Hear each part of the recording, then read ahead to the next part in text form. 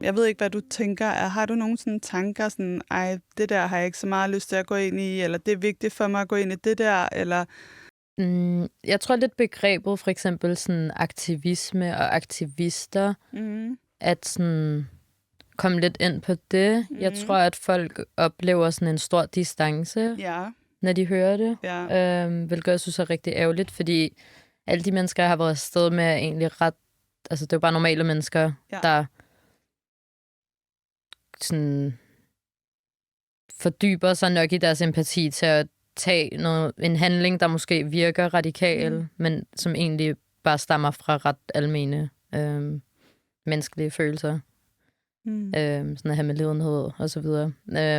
Men ja, fordi jeg føler rigtig mange, de ser det som om, at det er et eller andet sådan, det skørt at tage på en flotilla, eller at tage til Egypten og marchere mod grænsen, eller aktioner, men forklaringen bag det er at bryde en ulovlig blokade for at hjælpe en befolkning, der sulter og har været under en etnisk udrensning i snart et århundrede. Sådan, det er egentlig ikke så komplekst, som jeg synes, folk gør det.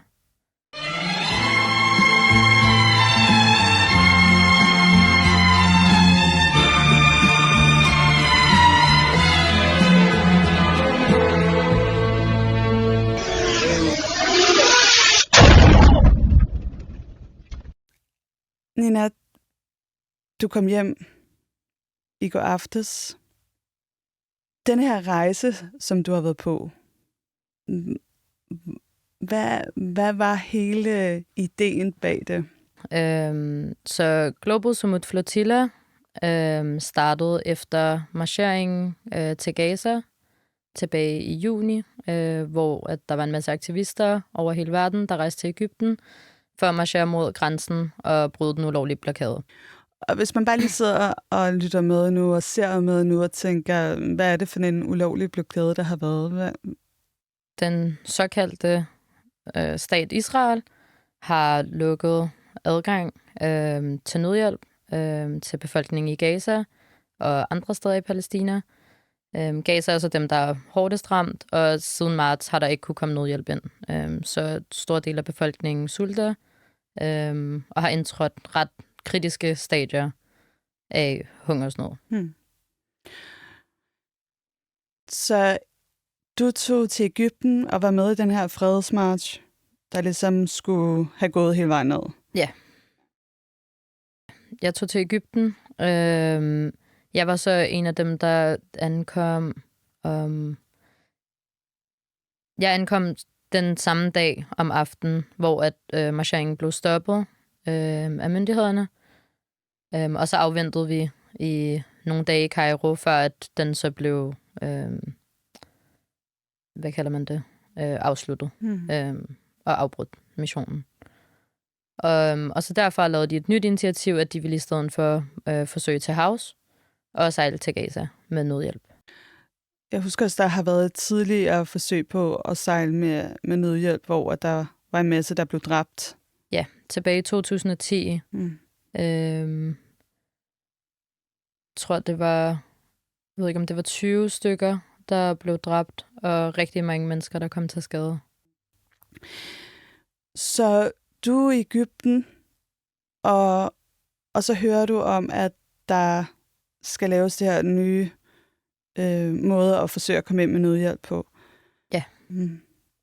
Ja, og så fik jeg nogle bekendtskaber i Egypten, og som også var en del af Global March to Gaza, og de sagde så til mig, at de ville gå i gang med at arbejde på Global Sumut Flotilla, og så sendte de mig et sted, hvor jeg kunne lave en ansøgning, og ansøge om at deltage. Og så der var cirka 20.000 ansøgere, og de endte så med at plukke 1.000 mennesker ud, der kunne få lov til at komme med at deltage. Der var begrænsede pladser i forhold til antal både. Og var der nogen sådan kriterier for ligesom at være særlig egnet til at tage med på den tur? Jamen, altså de prioriterede selvfølgelig folk, der havde erfaring med at sejle, sundhedsfaglige, journalister, politikere, folk med medieplatform, folk, der har tidligere erfaring med aktivisme og med missioner. Så da jeg var den eneste, der ansøgte som dansk statsborger og peruviansk statsborger, så satte det også 2 nationer mere på Global Summit Flotilla. Hvad var din sådan, intention med at tage med? Jeg tror, at se alt, der foregår i verden, og overhovedet ikke kun med Palæstina, men rigtig, rigtig mange steder, og at sidde i Danmark og være meget privilegeret, og selv vælge, hvor inddraget jeg har lyst til at være i det, hvor meget jeg har lyst til at se det. Det giver mig en meget stor magtesløshed. Så tror jeg lidt, jeg ser ikke rigtig andre muligheder end så at tage det i egen hånd og finde en eller anden måde at handle på. Og du er så den eneste dansker, der blev valgt ud af de 20.000 ansøgere? Ja, til Global Summit Flotilla. Ja, der var jeg den eneste dansker. Der var allerede nogle aktivister i Danmark, da vi kom tilbage fra Egypten, der allerede havde valgt at gå i et samarbejde med Thousand Madeleines, som så også var de aktivister, der var med der. Så der har også været andre danskere på vej mod Gaza med nødhjælp, men ikke lige... Ikke på Global Summit Flotilla, men de valgte at gå med Thousand Madeleines, og har arbejdet meget hårdt for at samle ind og få både gjort klar til den mission. Så du får beskeden om, at nu skal I afsted. Du skal til at pakke dine ting og tage mod Barcelona og mødes med de andre. Og hvor mange er I, der ligesom skal sejle afsted sammen på den båd, som du skal med? Jamen, vi kommer så til Barcelona, og der er vi nu ikke blevet uddelegeret både. Så der begynder vi egentlig alle sammen at bare arbejde på de både, der er der, og istandsætte dem. Og så bliver nogle af os uddelegeret både dagen efter vi ankom til Barcelona, og nogle af os skulle afvente længere. Med mig, der var det sådan, det var ikke... De havde lidt svært ved at finde ud af, hvilken båd de skulle placere mig på, fordi de ville gerne placere folk ud fra nationalitet, så at folk, der har europæisk statsborgerskab, bliver blandet med folk, der ikke har, af rent sikkerhedsmæssige årsager. Hvorfor det? Hvorfor er sikkerhedsmæssige årsager? Jamen, desværre lever vi i en verden, hvor et europæisk statsborgerskab giver dig mere beskyttelse. Og Israel er kendt for at behandle folk ud af EU værre. Og er I så 1.000 mennesker samlet i Barcelona? Der var 1.000 mennesker, der blev valgt til at skulle sejle, men så var der også landholdet, eller hvad man kalder det. Dem, der lavede alt arbejdet fra land.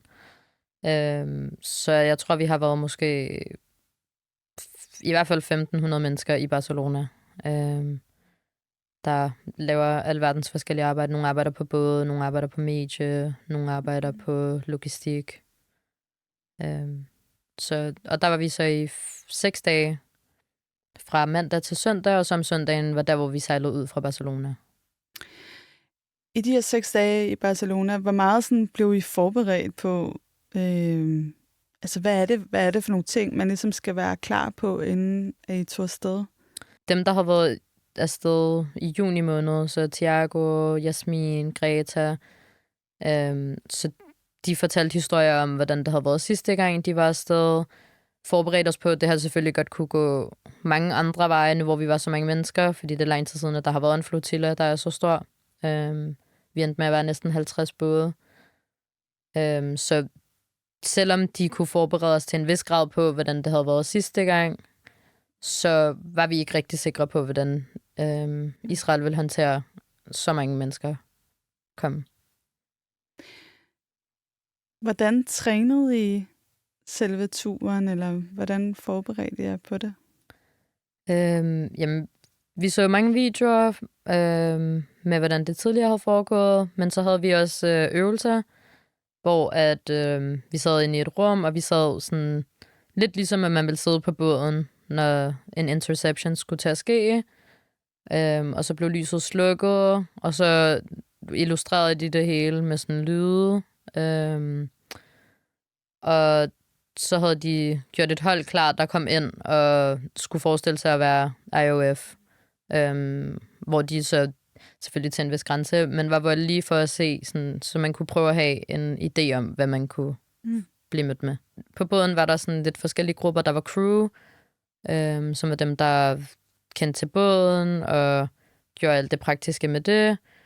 Så var der interiør, som var køkken og rengøring, som i princippet også var en del af crewet. Men så havde vi også organizers, som var dem, der havde styr på, hvad skal der ske, når der er en interception? Og det var dem, der skulle tage ansvar. For under en interception, så skulle vi i princippet ikke have en kaptajn eller crew, som der er ansvarlig. Vi havde organizers, som var dem, der tog ansvar for båden og for menneskerne på båden. Og hvor meget nødhjælp havde I med ombord? Vi havde ret meget nødhjælp. Vi havde både en masse mad, vi havde en masse medicin, og vores båd, det var sådan primært mad, og så medicin, og så havde vi lidt mælkeerstatning med os. Og så skulle I sejle? Og så skulle vi sejle. Hvad havde du sådan af tanker, inden at I ligesom tog afsted for kajen? Jeg var egentlig bare meget motiveret. Det var rigtig rart. Det var et rigtig rart miljø at være i, med virkelig mange interessante mennesker, meget forskellige mennesker. Nu var det også meget globalt, så vi var 44 forskellige nationer. Men det var rart, at sådan, til trods for så forskellige personligheder, folk man måske egentlig ikke har så meget til fælles med, og måske ikke havde udviklet en særlig god relation til i andre omstændigheder, men på grund af, at vi ser lige præcis det her problem på samme måde, og ønsker at gøre en forskel, og at stå i solidaritet med palæstinenserne, og sådan at kunne samle sig så meget om det, og virkelig få skabt nogle rigtig smukke bånd med hinanden. Man blev til en lille familie på båden.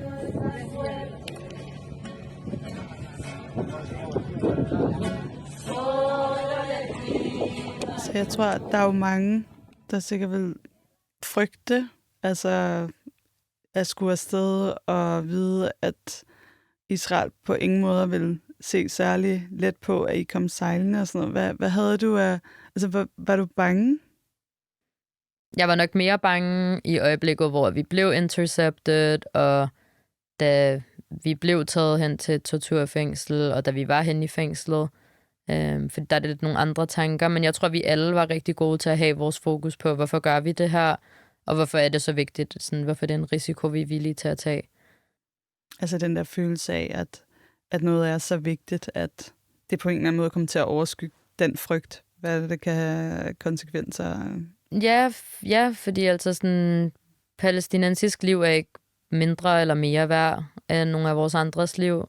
Og bare det i sig selv at være så privilegeret, at jeg vælger at putte mig selv i fare. Sådan, alle de mennesker, der er født derhen, de har ikke valgt at være født i de omstændigheder. De har ikke valgt, at nu skal jeg vågne op i dag og være bange for at blive bombet, eller blive skudt, eller ikke at kunne give føde til min familie, eller nu skal jeg flygte fra mit hjem, eller nu skal jeg, hvor at sådan, bare det i sig selv, at jeg vælger selv.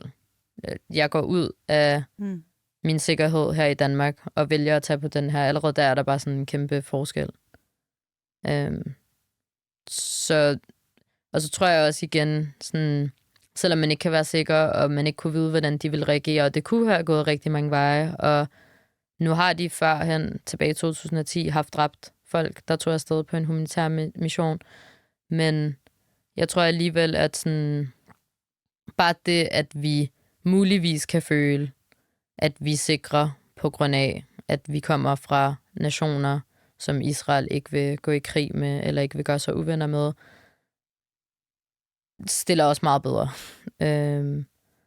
end palæstinenserne. Så jeg tror bare, det var en kamp, der 100% gav mening at tage.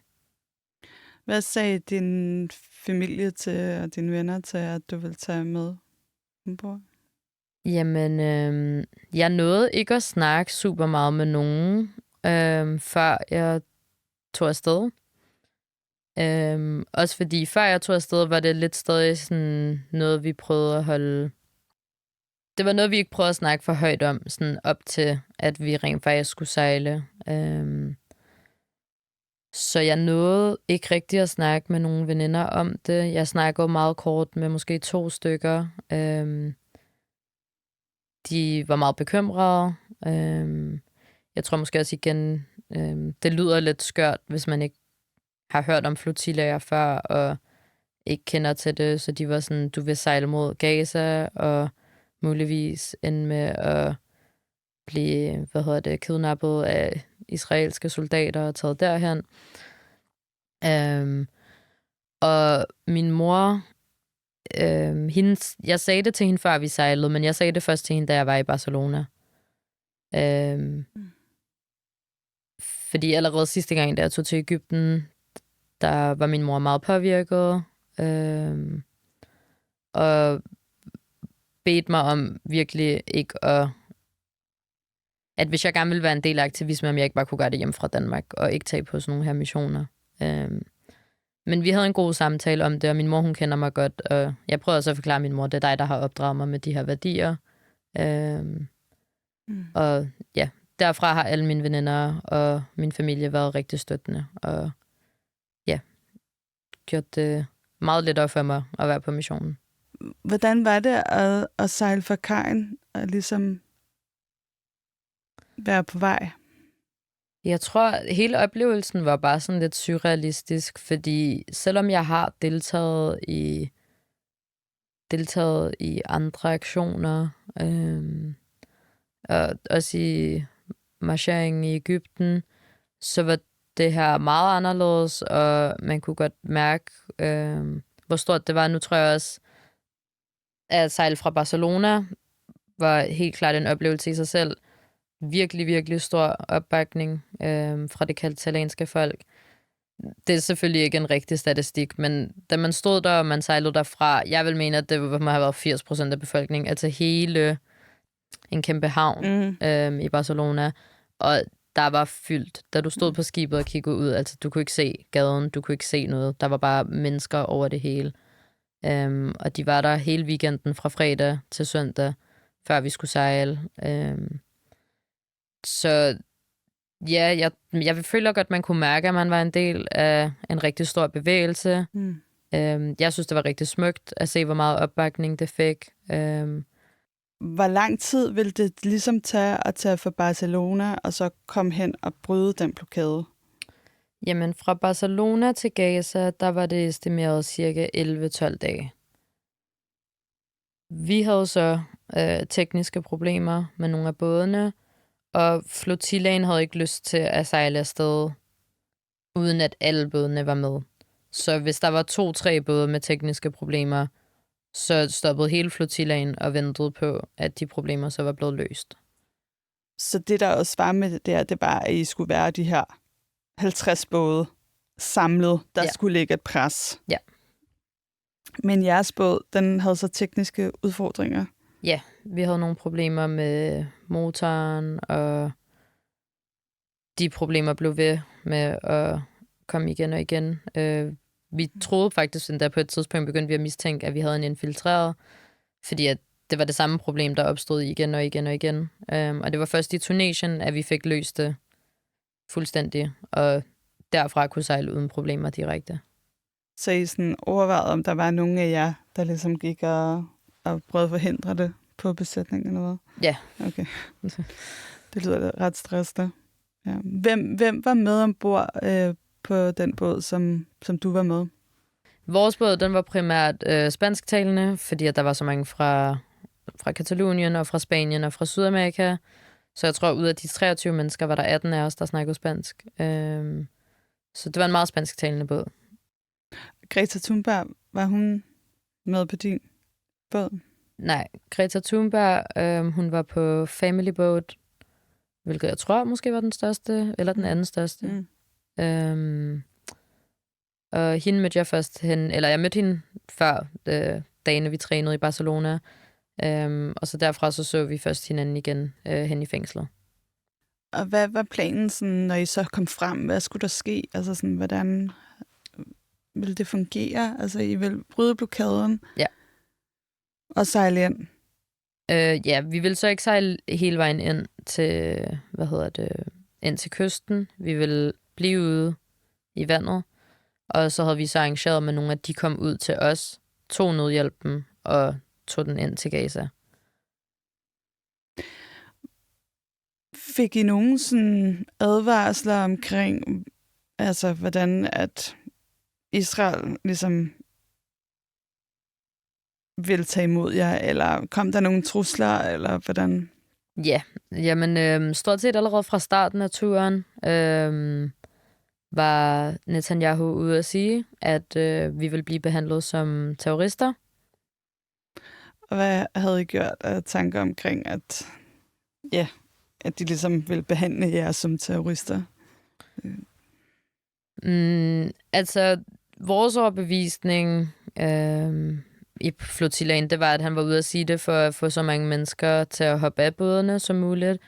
Der havde vi stadig mange stop foran os. Vi havde Tunesien foran os. Vi havde Sicilien, Kreta. Og der er jo ikke nogen, der er tvunget til at være på flotillaen, og heller ikke undervejs.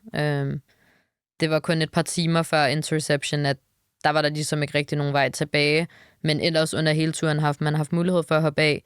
Så vi tænkte egentlig, at han var mest af alt var ude at sige det, fordi at han gerne ville have, at folk skulle være demotiveret og ikke fortsætte missionen. Fortsat de her trusler for Benjamin Netanyahu og hans regering? Jamen, de var ude at lave et par udtalelser om det, men så var der egentlig ikke rigtig mere. Derfra så begyndte vi at opleve rigtig mange droner, der holdt øje med os og med flotillaen, indtil at dronerne så angreb os med chokbomber. Jeg ved ikke, hvad det hedder på dansk, men shockbombs. Hvor er du første gang, at du hører dronen? Første gang, vi hørte en drone, det var lidt efter at have forladt Tunesien. Men der var andre både fra flotillaen, der havde hørt, eller der havde bemærket droner. Men første gang vores båd oplevede det var efter Tunesien. Hvordan var det? Altså, jeg tror, hvis man har fulgt med i al dokumentation for Gaza, så har det jo nærmest været sådan en kronisk summe, der har været over befolkningen. Hvordan var det lige pludselig at ligesom begynde at erfare det selv? Altså, en ting er at sidde og ligesom vidne det, men det der med at begynde ligesom at opleve det på egen krop. Ja, altså, jeg synes, at det var uhyggeligt sådan, i forhold til at blive overvåget på den måde. Og at der flyver en ting rundt, som der i princippet sådan, kan have mit liv i sine hænder, og alle de mennesker, jeg er omkring. Hvor tæt på fløj den? Det var forskelligt. Altså, der var konstant droner, der var langt væk. Måske 50-100 meter væk. Der havde vi næsten konstant over flotillaen. Især fra Tunesien til Gaza. Og så nogle gange kom de meget tæt på, så ville det være sådan noget, måske 10-15 meter væk fra vores båd. Men I begynder på en eller anden måde bare at vende jer lidt til, at de er i jeres nærhed, de droner? Ja. Indtil at de så en nat, måske 4 dage før interception, angriber med de der chokbomber. Hvor er du henne, da det sker? Jeg skulle til at gå i seng. Jeg var lige blevet færdig med min vagt, hvilket var at holde øje med droner og holde øje med andre både. Og jeg sidder og rører en smøg ude på dækket, og jeg har mit headset i og lytter til musik. Og sidder egentlig og har en rigtig hyggelig stund og kigger ud på stjernerne og på månen. Og så kan jeg bare mærke, fordi jeg havde noise cancellation på, så jeg kunne ikke høre noget. Men så kan jeg bare mærke sådan en brumme igennem det hele, og sådan også høre lidt. Så jeg er ekstremt forvirret, at jeg tager mit headset ud, og så kan jeg bare høre, at alle på båden er sådan, der er en drone, der har angrebet. Det var så ikke vores båd, det var en båd ikke så langt væk fra os. Der er en drone, der har angrebet en af de andre både. Så der udførte vi vores protokol og satte os i vores formation og var klar på, hvis vi blev angrebet. Og så derfra så angreb de måske hvert 20. minut angreb de en ny båd. Og hvad er en chokbombe, hvis man ikke ved, hvad det er? Du kan se dronen, og den kommer tættere og tættere på, og så stopper lyset lige pludselig, så du kan ikke se den. Og så er det som om, at der kommer sådan, ikke et stjerneskud, men sådan, jo, ligesom et lys fra et stjerneskud, som der går i sådan en silhuet, og så springer det bare. Og så er der sådan en kæmpe lys og kæmpe brag. Så de begynder sådan at trappe op i sådan, nu er det ikke kun de der droner, begynder de også at kaste de her shockbombs efter jer på de forskellige både. Hvor mange af dem har de ligesom kastet ned over jer? Jamen, det begyndte som sagt ved 11:30 om natten, og det stoppede måske klokken 4. Og derfor vil det være alt fra 3-4 gange i timen. Men på et eller andet tidspunkt, så stopper de her shockbombs angreb. Ja. Hvor mange timer har I været angrebet der? 4-5 timer eller sådan noget. Mm. Og så lige pludselig, så forsvinder det? Så stoppede det. Og så folk var trætte. Så havde vi... Normalt havde vi 3 stykker, der holdt vagt. Så satte vi lidt flere på, og så kunne resten få lov til at gå tilbage i seng og hvile. Igen, jeg tror, vi igen så det meget også. Altså nu var der desværre den ene person, der kom til skade af de her chokbomber. Men igen, jeg tror, at vi alle også så det meget som endnu en af deres strategier for at demotivere os, for at skræmme os og for at få folk til at hoppe af. Der var også et par stykker, der ikke kunne håndtere det, og valgte at hoppe af flotillaen efter den nat. Men ja, så jeg tror, de fleste af os godt forstod, at sådan, nu skruer de lidt ekstra op. For der var vi kun, som sagt, de 3-4 dage fra Gaza. Hvordan føles det at komme tættere og tættere på jeres mål? Altså, selvom vi blev forberedt meget på, at en stor mulighed var en interception, havde vi et rigtig stort håb om at komme frem. Og håbet blev jo kun større, jo tættere og tættere vi kom på. Vi modtog videoer af folk fra Gaza, der stod ved stranden og ventede på os og sendte os rigtig søde hilsner. Så vi alle, jo tættere vi kom på, fik mere og mere den her følelse af, at det her det kan godt lade sig gøre.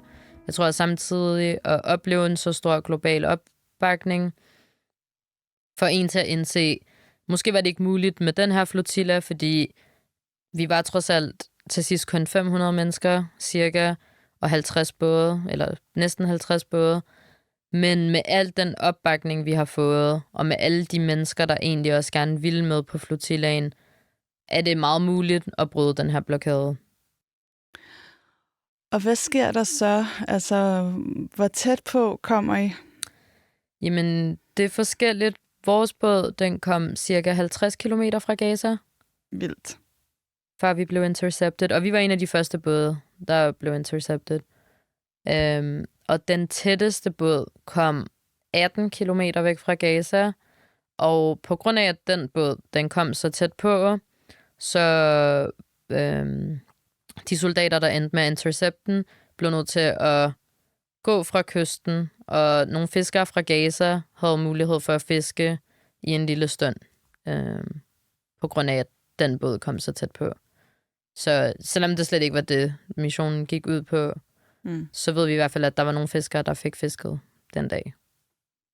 Det er alligevel ikke... Hvor lang tid tager det at sejle 18 kilometer? Det er forskelligt fra båd til båd, men det havde ikke taget os mere. Med den hastighed, vores båd sejlede, havde det været inden for 2,5 timer.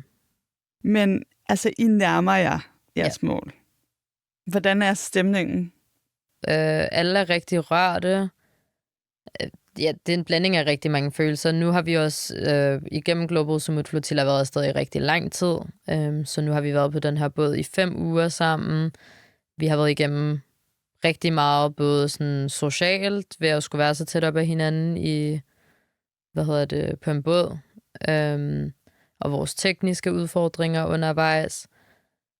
Men alle sammen mest af alt bare rigtig rørte over. Vi tog afsted for, der må der have været omkring 5 uger siden.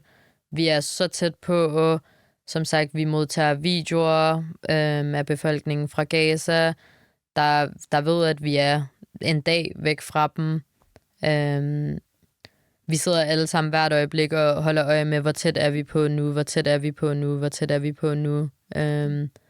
Bare super surrealistisk, at alt det arbejde, vi har lavet, og sådan de øjeblik, hvor vi har sagt til os selv, okay, vi gør det på grund af det her, vi gør det for at komme til Gaza, vi gør det for at bryde en ulovlig blokade, vi gør det, fordi de her mennesker, de bliver sultet. At være sådan i alle de hårde momenter i løbet af missionen, at påminde sig selv om det, og så nu stå i øjeblikket, hvor du faktisk er så tæt på det, det var bare meget rørende. Vi var alle sammen glade, vi var alle sammen håbfulde om at komme frem. Og ja, selvom at der var en meget større sandsynlighed for, at vi ville blive intercepted, så tror jeg, at vi alle følte meget mere, at vi ville komme frem, end at det var det, der skulle ske. Hvornår ser du første gang, at nu kommer den israelske hær? Jamen, så dagen før vi blev intercepted, så begyndte det faktisk allerede, hvor vi kunne se militærskib sejle rundt om flotillaen. Og jeg har stadig ikke haft mulighed for at undersøge særlig meget præcis, hvad det er for nogle skibe, da jeg først lige kom hjem i går aftes. Men kæmpe skibe, som lige pludselig bare forsvinder. Så sådan, vi kan bare se, når vi kigger ud, at sådan, der er de her kæmpe skibe, der sejler rundt om os, og så forsvinder de bare. Og så er de der igen, og så forsvinder de. Og der er så en af bådene fra flotillaen, en af de største både, der melder ud, at de er i gang med at blive intercepted, fordi de begynder at miste kommunikation med os. Og til nu forstod vi ikke rigtigt, hvad det var, der skete, om det var sådan deres sidste skræmmekampagne, fordi så intercepted de aldrig den båd. Og resten af natten ventede vi bare på, at vi ville blive intercepted, hvilket ikke skete. Altså vil det sige, at kæmpe store skibe lige pludselig forsvinder ned under vandet? Ja. Som en slags ubåd? Ja. Du kan bare se dem meget tydeligt, og så forsvinder de. Okay. Og det er jo nat, imens alt det her sker, så det er sådan, du kan bare se en kæmpe skygge af en båd, og så forsvinder den bare væk. Og ja, det var så dagen før vi blev intercepted, så jeg ved ikke, om det var for at sådan, gøre os alle rigtig trætte, fordi de fleste holdt sig vågen, fordi vi troede, at vi ville blive intercepted. Det endte ikke med at ske, så de fleste af os kom først i seng klokken 6-7 om morgenen, og skulle så være klar på, at vi var endnu tættere på Gaza, og havde endnu større sandsynlighed for at blive intercepted. Så alle fik sovet ret dårligt den dag, og så allerede klokken 8, før klokken 8, ved en 7:30-tiden om aftenen, kan vi så se en masse både i den retning, vi sejler. Der kan vi se en masse både begynde at sejle imod os, og med høj fart. Sådan, de kommer tættere og tættere på, sådan meget synligt, imens vi kigger på dem. Og der begynder at være både foran os, der begynder at være både fra siden af os, og flotillaen er ret stor, fordi vi er alligevel næsten 50 både afsted. Så sådan, man kan bare se bådene rundt omkring os komme tættere og tættere på. De sejler tæt på os, lyser på os, sejler væk igen. Så ser vi igen nogle af de her andre både, fordi de både, der intercepted os, det var ikke de både, der kom og forsvandt. Men vi ser nogle af de både, der kom og forsvandt, når vi kigger ud. Og så er der de andre militærskib, som er dem, der kommer og lyser på os, og så sejler videre væk fra os. Og sådan bliver de måske ved i en 1,5 time, måske en halvanden time, før at de meddeler til vores båd, at de er fra IDF, og at de hopper ombord på vores skib nu. Hvor er du henne, da I får den besked? Vi er alle sammen ude på dækket, da vi alle sammen skulle være klar til vores formation og til at blive intercepted. Så alle fra min båd er ude på dækket. Altså, jeg tænker, I er så tæt på. Så, altså, hvordan er det lige pludselig at skulle blive forhindret nu så tæt på? Det var rigtig anstrengende. Også fordi vi kan se minimum, jeg kunne i hvert fald, når jeg selv kigger ud, jeg kan se i hvert fald 20-30 stykker militærbåde. Jeg ved, at vi er en gruppe aktivister på en humanitær mission. Vi er ikke bevæbnet. Vi er her ikke for at skulle udøve vold, at skulle gå i krig med nogen. Så at vide, at der kommer militær for at stoppe os i en fredelig mission, eller en humanitær mission, bare anstrengende, at det er sådan det, der skal stå i vejen.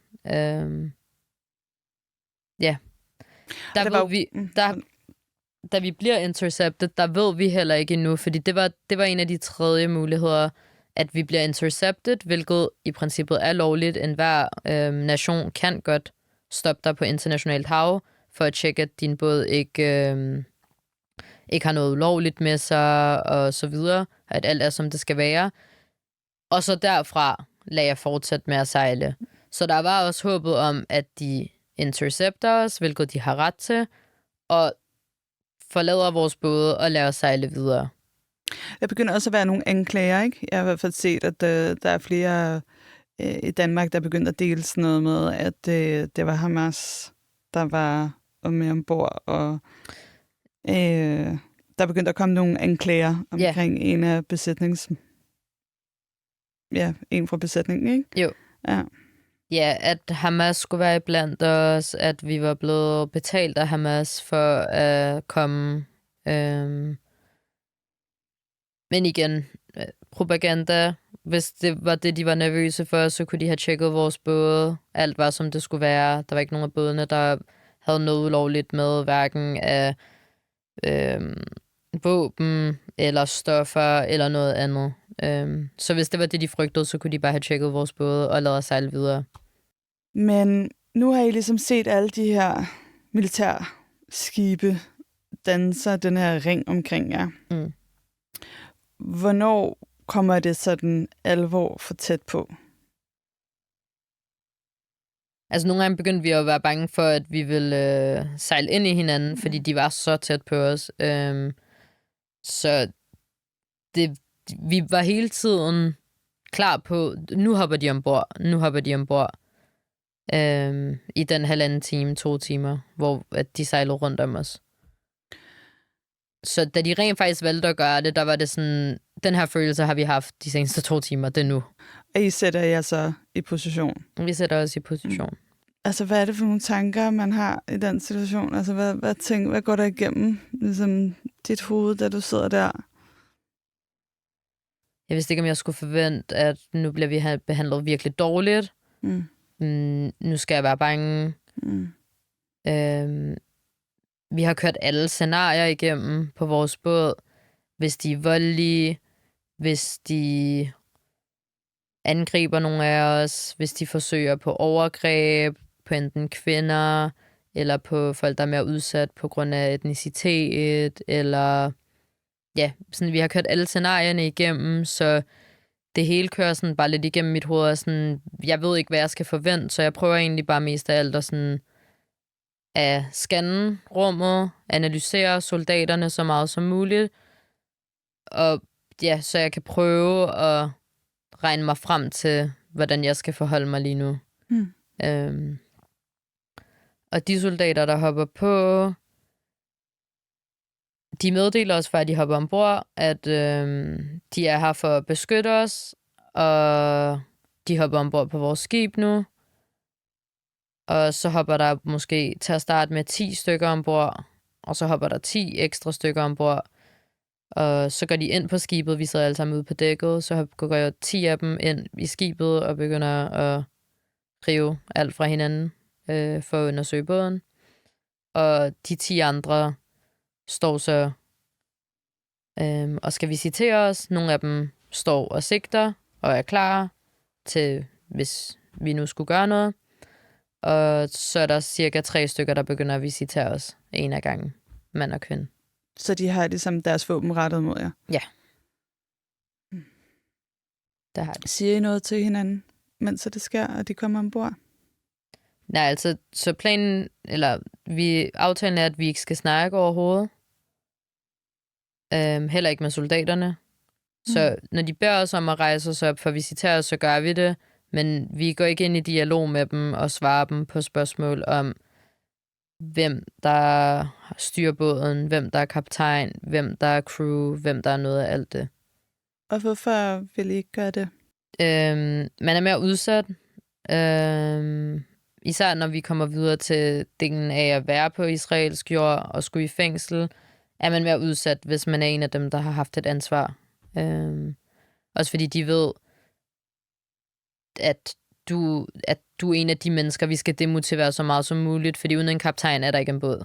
Uanset hvor mange aktivister, der gerne vil med båden, uden en kaptajn er der ikke en båd. Så kaptajn og crew, de mennesker, der gør det muligt, at båden overhovedet kan sejle, at de mennesker, de har brug for at skræmme mest.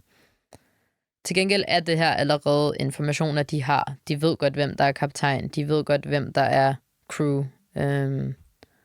Og de der droner må jo også have bragt noget information med sig. Ja. Okay, så I sidder på dækket, og nu er der altså kommet 20 IDF-soldater ombord. Ja. Siger de noget til jer? Jamen, de bliver ved med at gentage meget det her med, at de er her for at beskytte os. Mod hvad? Fordi at det er en krigszone, hvilket det ikke er på et daværende tidspunkt. Der befinder vi os stadig i internationalt hav. Vi er stadig omkring de 50 kilometer væk fra Gaza. Men de insisterer i hvert fald på, at de er her for at beskytte os. Og at de skal tjekke vores skib ud, og tjekke, at vi ikke har noget farligt med os. Lin Rojas blandt deltagerne i Global Summit Flotilla som dansk statsborger. Hvis du ser den video, er det fordi, at jeg er blevet kidnappet af IOF og taget til den selvudråbte folkedrabsstat Israel imod min vilje.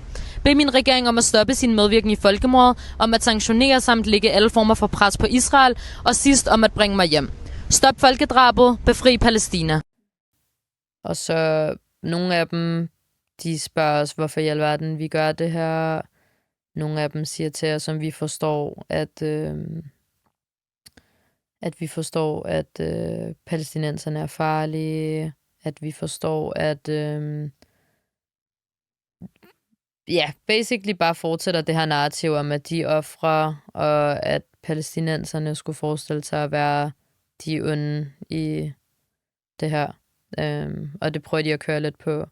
Om vi forstår, hvilke mennesker det er, vi prøver at hjælpe. Og hvordan reagerer de på, at de ikke ligesom vil svare dem på nogle af de ting? Jamen, jeg tror heldigvis på vores båd, fordi ingen interagerer med dem. De giver meget hurtigt op på det her med at prøve at få os til at snakke og få os i dialog med dem. Fordi alle kiggede egentlig bare lidt på dem og ønskede ikke at lytte på det. Og hvad sker der så fra, at de har gået rundt og kigget i alle jeres ting, og den nødhjælp, I havde med, og jer? Jamen, efter de er færdige med at kigge vores båd igennem, og færdige med at visitere os,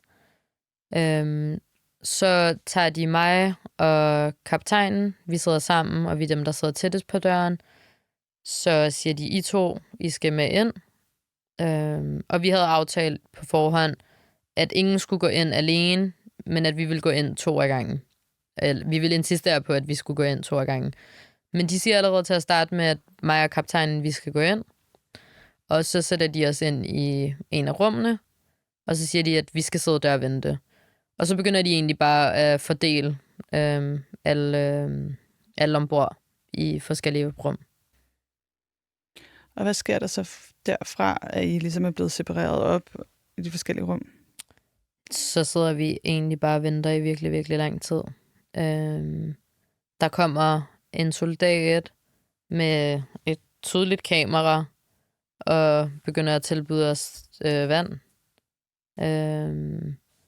Nu har vi set tidligere hen, at de har tilbudt andre aktivister mad og vand, og prøver at fange dem i øjeblik, hvor de måske smiler, eller ligner nogen, der har det godt, for det til at virke som om, at at de behandler os godt, og det her det er en rar situation. Så vi havde allerede sagt, nej, vi ønsker ikke at tage imod noget vand fra dem, noget mad fra dem, og vi skal ikke få en kidnapning til at se hyggelig ud. Jeg kan godt huske billederne af Greta Thunberg, der bliver kidnappet for i gang, og hvor de havde givet hende en sandwich med plastik eller et eller andet, og hundet hende ligesom for hele den del. Ja, det er præcis. Og også på hendes båd var der nogen, der havde, de fangede dem smile eller grine. Og var sådan, ej, se hvor godt de bliver behandlet. Hvor om du har et øjeblik, at du smiler, eller om du tager imod mad og drikke, uanset hvad, at det her er et brud på international lov, og det er en kidnapning, der er i gang med at foregå. Så hele den her propaganda om, at de skal få det til at virke som om, at vi bliver behandlet godt. Vi skal bare slet ikke til at starte med at være i en situation, hvor vi er i deres varetægt. Prøv lige at tage os med der, altså, fordi I bliver ført af båden. Ja. Og bliver I lagt i håndjern på det tidspunkt, eller? Så vi bliver taget af vores båd, og allerede de soldater, der står på kanten af porten og tager os op af bådene, allerede der bare virkelig, virkelig modbydelige over for os, og snakker virkelig grimt til os, river fat i os rigtig voldsomt, og er sådan der, come here, og bare virkelig, virkelig voldelige. Og så sætter de os hen, de fører os hen i ikke en gård, men sådan en agtig gård, sådan åbent areal udenfor, foran en bygning i porten. Og så ser jeg bare en masse af menneskerne fra flotillaen sidde på jorden. Og så går de rundt og beder os om ikke at kigge rundt.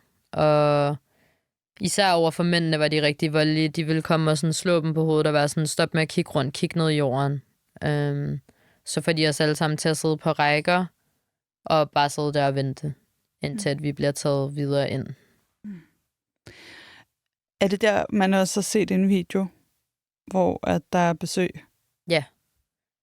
Hvor der kommer en minister ud og begynder at råbe af de aktivister, der sad.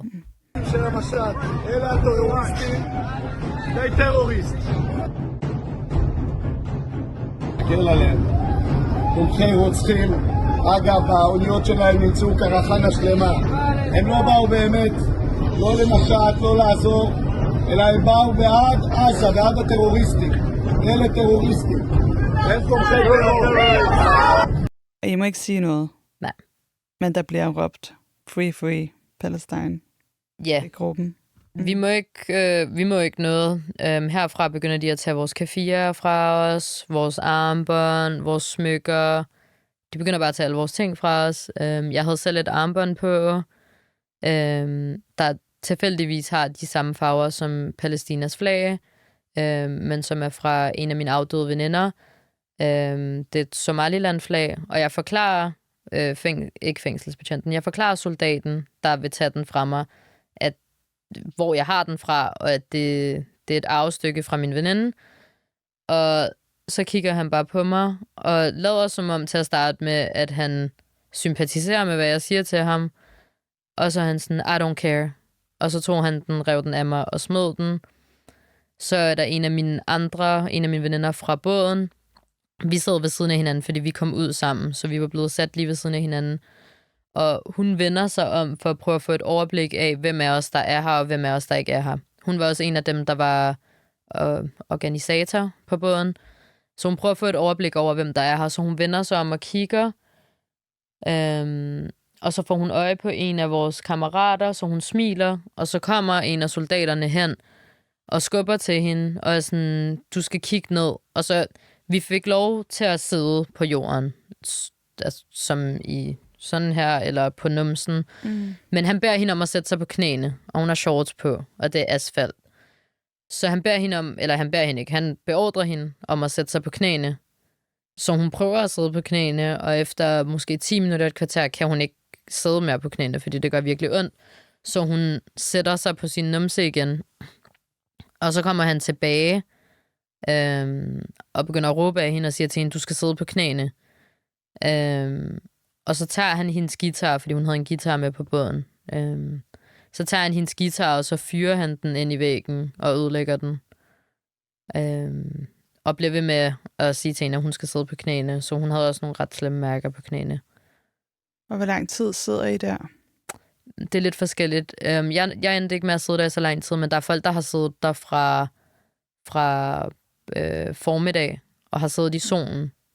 Og uden at få vand, uden at få mad, uden at få noget, og har siddet der i 5 timer, 6 timer. Højlys soldag. 30 plus grader. Jeg sad der Jeg var en af dem, der sad der kortest tid. Jeg sad der måske i 1,5 time. Og hvad var årsagen til, at du sad der så kort tid? Tilfældighed tror jeg, at jeg var en af dem, der blev taget. Og hvor blev du så ført hen? Jeg tror, det generelt fungerer som en paskontrol. Eller sådan, ja, som paskontrol. Ja, vi bliver i hvert fald visiteret og skal igennem en form for kontrol. Alle vores ting skal igennem scanning. De smider vores ting ud, lader os beholde nogle af vores ting.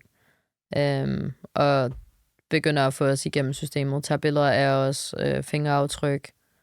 Og tager jeres mobiltelefon? Ja, tager alle vores ting. Alt elektronik tager de fra os.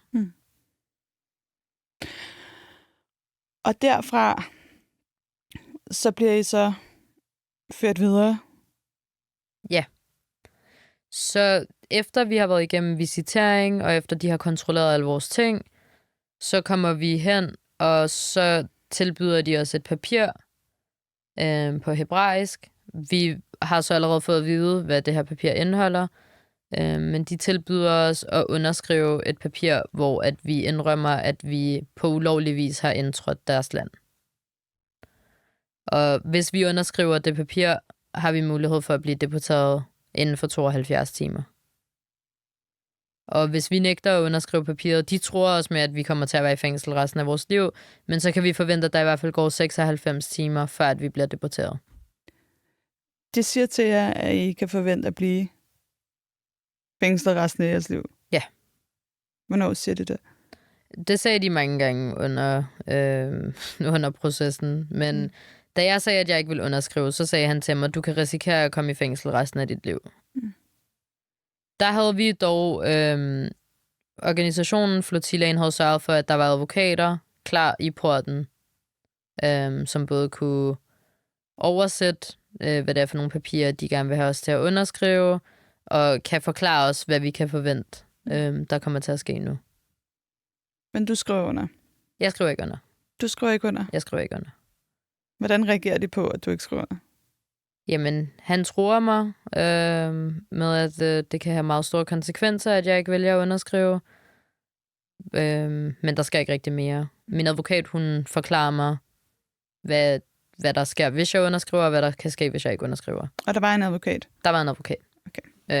Planlagt fra organisationen. Og derfra at sige, jeg kommer ikke til at skrive under, hvad skete der så? Jamen derfra, efter ikke at underskrive, det er så sidste step for at blive taget videre i fængsel. Så der tager de min taske fra mig, og beder mig om at tage ikke alt mit tøj af, men så jeg kun har 1 lag tøj på, så de beder mig om at tage min trøje af. Og så giver de mig nogle straps på, som håndjern, og så bliver jeg ført ud i en vogn. En politivogn. Og når jeg sidder og kigger på dig lige nu, på dine hænder, ja, så har du, må jeg se engang, på hver hånd her, 2-3 linjer, med, hvor der har været sår. omkring din håndled? Ja. Var det dem, der altså til at starte med, der har påført dig den skade? Eller? Det var ikke fra første gang. Det her det er fra en episode, der udfoldede sig den sidste dag, jeg var i fængsel. Men du bliver sat ud i en vogn? Ja. Hvor mange er I, der bliver sat derud? Der var 4 rum i vognen. Man kunne ikke rigtig se ud. Men jeg sad, så jeg kunne se de mennesker, der kom ind. Men jeg sidder sammen med 3 andre kvinder i et rum i vognen. Så der er et rum over for os med plads til os 3 stykker. Og så vi er måske 15 stykker i en vogn. Du har siddet i den her vogn i? I hvert fald i 8 timer eller sådan noget. 8-9 timer. Det må være meget specielt det der med ikke at have nogen tidsfornemmelse. Ja. Og ikke at vide i virkeligheden, hvad der skal ske. Ja, og inde i vognene til at starte med var det ekstremt varmt. Sådan udholdeligt varmt. Men så sådan et par timer efter vi havde siddet der, så var det som om de tændte for airconditionen, og det var så koldt. Og vi havde ikke noget af vores tøj. Vi måtte ikke komme på toilettet.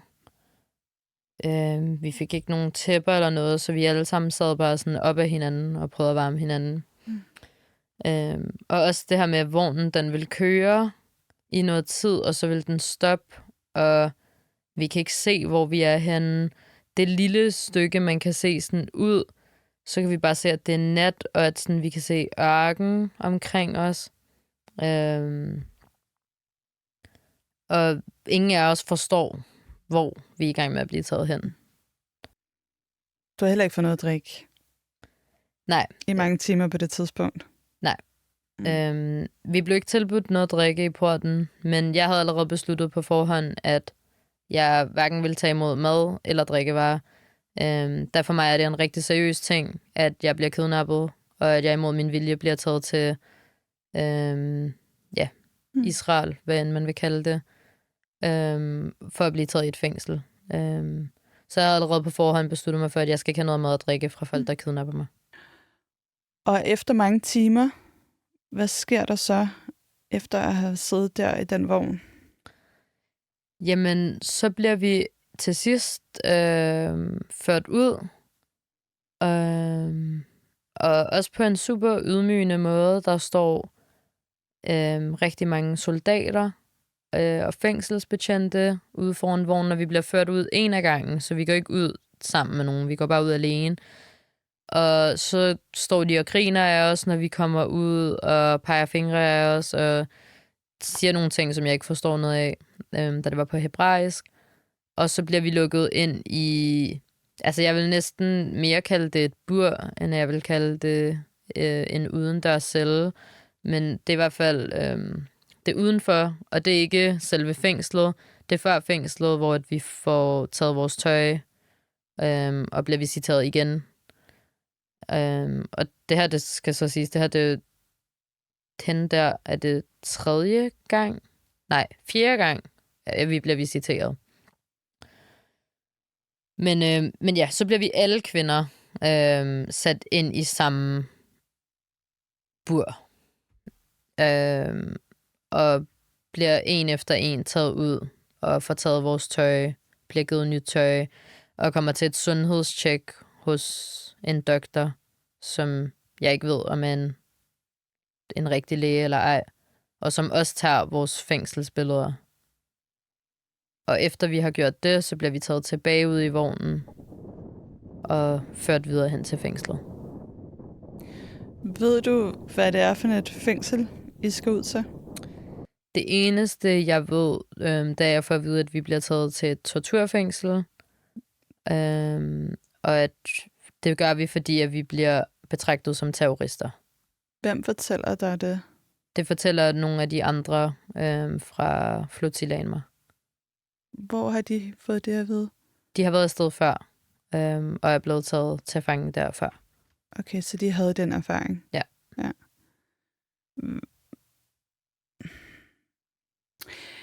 Altså, det er jo ikke små ting, der foregår i de torturfængsler. Mm. Det er jo nærmest sådan en rædselskabinet at skulle ud til. Hvordan reagerer I sådan, som gruppe på at skulle derhen? Jamen på det her tidspunkt, hvor vi får skiftet tøj, der er vi allerede altså det er et kæmpe sted, med virkelig, virkelig, virkelig mange celler, og virkelig mange afdelinger, eller hvad man skal kalde det, eller blokke, kaldte de det. Så jeg var i blok 5, og det var der, hvor alle kvinderne fra flotillaen, vi blev samlet. Men udover blok 5, sådan, når du kommer ud og går på stien, kan du bare se, at det er et kæmpe, kæmpe sted. Jeg har selv hørt mange historier og set videoer fra det her sted, og hvordan de behandler palæstinenserne. Så en ting er sådan at kigge rundt på det og kunne forestille sig alle de her ting, man har set, og være sådan, okay, det her, det er sket. Du kan også bare mærke, du kan mærke på soldaterne, du kan mærke på fængselsbetjentene, at der bare er rigtig, rigtig meget had. Og det er skræmmende at kigge på dem. Også fordi, ja, jeg føler næsten altid, man kan relatere til hinanden på en eller anden måde, men det er rigtig svært at kigge på dem og vide sådan, i de mennesker, der udfører alle de her handlinger, og I kigger på os, som om, at vi er dyr, og I ydmyger os for ingen grund, og ja, så en ting er at stå over for dem. Allerede det i sig selv var meget, meget anderledes. Sådan, jeg har aldrig prøvet at stå over for mennesker, der kigger på en med så meget had. Og så stemningen derhen, sådan, man kan bare mærke, at der er noget helt galt. Sådan, jeg tror ikke, det er 100% det mest ubehagelige sted, jeg har befundet mig i hele mit liv. Og selv hvis der er sket mig mere fare andre steder i verden, som sagt, jeg har aldrig oplevet at være på et så ubehageligt sted i mit liv. På så ubehagelig jord. Hvordan ser der ud? Altså sådan, er det et gammelt fængsel? Hvordan er det sådan? Det ser efter min optik faldefærdigt ud. Cellerne har ikke andet end nogle metalkøjesenge. Der er plads til 5 mennesker inde i en celle, eller de har lavet 5 sovepladser i hver celle. Og hvor mange var I derinde? Vi var op til 15 mennesker. I min celle var vi 14. Men der var flere celler, hvor der var mere. Hvordan lugtede der? Ikke godt. Der lugtede klamt. Man kunne se, at der ikke var blevet gjort rent derinde. På væggene kan man se arabisk skrift over det hele. Vi havde en, der læste arabisk inde i min celle og forstod arabisk. Og der er det palæstinenser, der har skrevet deres navne, deres historier, hvor mange dage de har befundet sig derinde. Nogle af dem skrev de ting, de havde vidnet. Vi har lavet en min celle. Vi har lavet en lille bog med de ting, vi kunne memorere fra det. Og hvad var sådan det, der sådan ramte mest af de her vidneberetninger og historier? Den, der ramte mig mest, det var, at der var en fyr, der var 13 år gammel, der var derinde. Fordi jeg kunne slet ikke forestille mig, at en lille dreng på 13 år skulle sidde derinde. Og så oven i købet, hvordan han er blevet behandlet derinde. Og så var der også en, der skrev 28. september 2025. Hvilket er lige før vi sidder derinde. Det er ikke engang 2 uger fra, at vi er der. Hvordan er det imellem jer inde i cellen? Først så er der fokus på, hvem af os har brug for medicin, og hvordan kan vi få fat i medicin. For det var sådan den vigtigste ting for alle. Så har vi meget fokus på vand, fordi vi bliver ikke givet vand. Og der var masser, der ikke strækkede fra både mad og fra vand. Og vi fik at vide, at vi bare skulle drikke vand ud fra vandhanen. Når vi tænder vandhanen, så kommer der forskellige farver. Nogle gange var vandet gult, nogle gange var vandet gråt, nogle gange var vandet brunligt. Men vi får at vide, at vi skal drikke fra den vandhane, og at det er drikkevand. Drikker dem, der gerne vil drikke af det vand? Ja. De venter så på, at vandet er så klart som muligt, og så prøver vi at fylde kopper op til dem, der gerne vil have vand derfra. Vi fik ikke andet vand nogle af dagene. Så det var det vand, der var at drikke. Og kunne I så se farven igennem glasset, eller? Ja, vi havde plastikkopper, der var gennemsigtige. Hvordan reagerer I forskelligt derinde på det, I oplever?